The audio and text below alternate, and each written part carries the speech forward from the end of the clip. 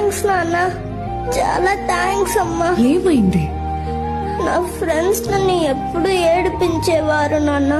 కార్తిక్ గాడు అందరి బర్త్డేలకి వచ్చి ఫ్రీగా కేక్ తినేసి వెళ్తాడు, కానీ ఎప్పుడు బర్త్డే పార్టీ ఇవ్వడు అని. ఈ రోజు తర్వాత వాళ్ళెవ్వరూ నన్ను ఏడిపించరు. అరుణ్, ఎరా మా ఇంటికి ఎప్పుడు వచ్చినా సేమ్ టీషర్ట్ వేసుకుని వస్తావు, నీకు వేరే టీషర్టే లేదా అని అరుణ్ అనేవాడు.